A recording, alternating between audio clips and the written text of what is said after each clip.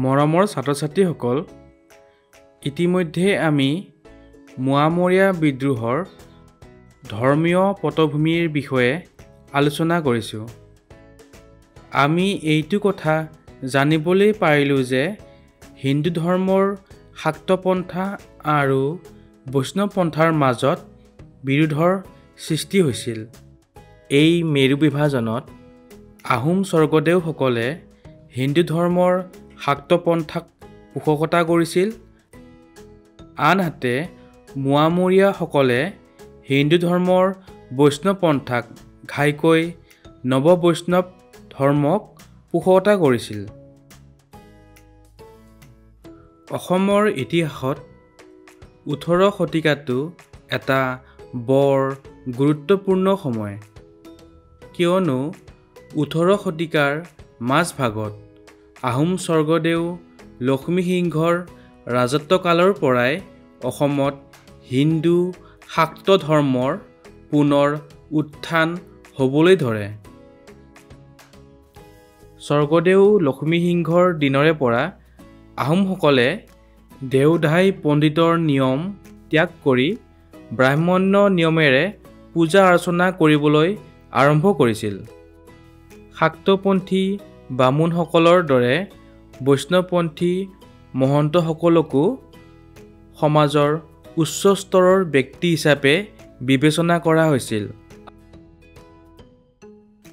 আহোম স্বৰ্গদেউ আৰু বৈষ্ণৱপন্থী মহন্তসকলৰ মাজত থকা মতভেদৰ বাবেই এদিন আহোম ৰাজসভাত এটা বৰ গুৰুত্বপূৰ্ণ ঘটনা সংঘটিত হ'ল।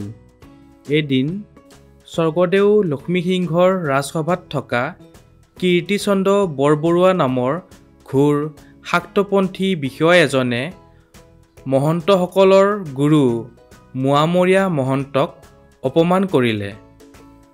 কীৰ্তিচন্দ্ৰ বৰবৰুৱাৰ এই কাৰ্যত মহন্তসকল অতি ক্ষোভিত হৈ পৰে আৰু তেওঁলোকে আহোম ৰাজতন্ত্ৰৰ বিৰুদ্ধে প্ৰতিবাদ আৰম্ভ কৰে আৰু ইয়াকেই মোৱামৰীয়া প্ৰথম বিদ্ৰোহ বুলি কোৱা হয়।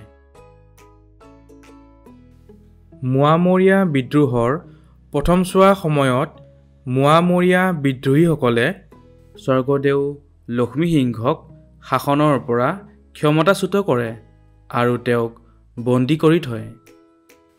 স্বৰ্গদেউ লক্ষ্মীসিংহক বন্দী কৰাৰ পিছত বিদ্ৰোহীসকলে শাসনৰ ভাৰ নিজৰ হাতলৈ আনে আৰু এনেদৰেই বিদ্ৰোহীসকলে প্ৰথম অৱস্থাত আহোম ৰাজতন্ত্ৰৰ বিৰুদ্ধে কিছু সফলতা লাভ কৰিছিল, কিন্তু পাছলৈ আহোম ৰাজতন্ত্ৰৰ হাতত বিদ্ৰোহীসকল পৰাভূত হ'ব লগাত পৰে আৰু লক্ষ্মীসিংহই পুনৰবাৰ ক্ষমতা দখল কৰে।